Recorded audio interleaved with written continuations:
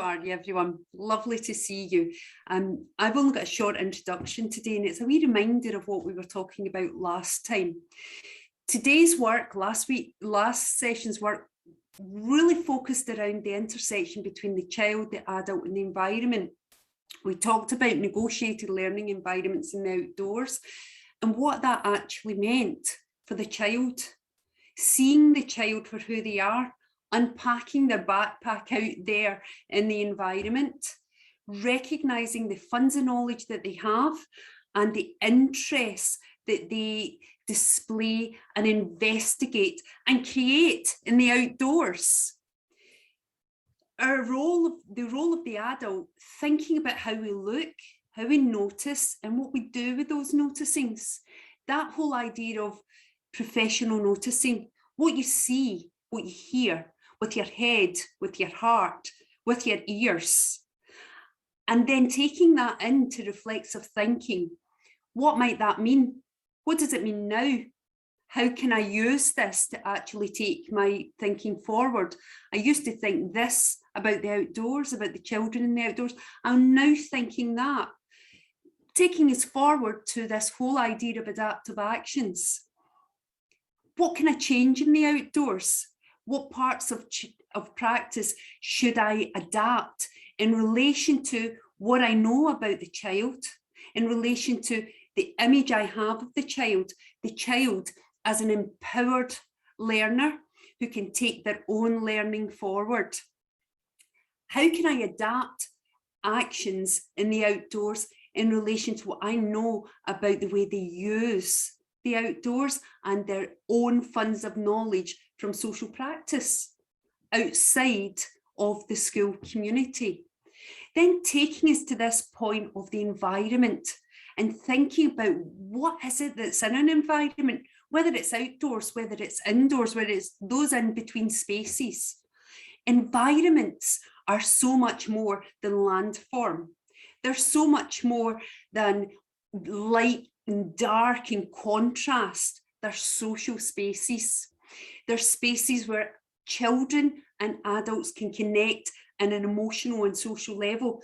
Research says, a lot of research by Bilton, Frobel himself talks about this, about the idea that the environment, outside environment, being a superb place to connect with children in an equal level.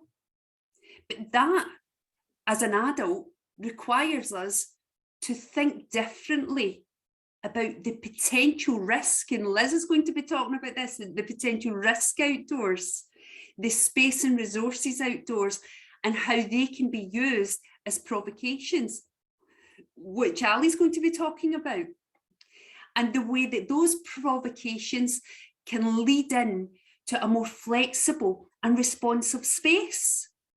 So when we look at negotiated learning environments, we're thinking about the child, we're thinking about the adult, we're thinking about the environments and how that intersects to support engaged, safe, and creative learning. I want to put that word creative in there. We've been talking about that a lot coming on to this session. Creative spaces for learning, not with endpoints in sight, often retrospective curricular matching going on here, but spaces where children feel empowered to take risks, and you feel empowered to notice, to think, and adapt practice to support the sorts of risk taking and the sorts of interactions between child to child, child to adult, and child to environment that happens within a negotiated learning environment. Okay, so takes us on to this whole idea of the environment as the third teacher, which is on the next slide. The environment is, as the third teacher, comes from Reggio Emilia's work.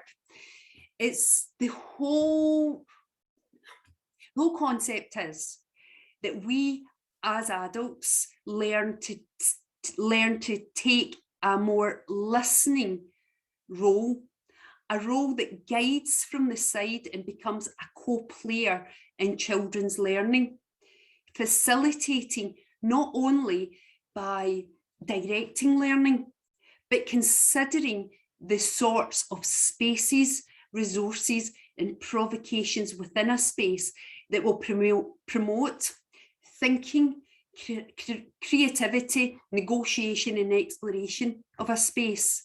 So the whole point of tonight's session really is to think about you being a guide who adopts a listening role, who interconnects with the environment, the child, and your own role, and sees the potential that the outdoors has for you to learn about your children, what you're noticing about them as learners, what you're noticing about them as beings, but also for the children to get to know you.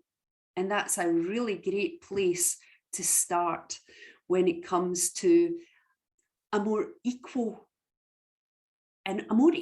partnership within learning and education.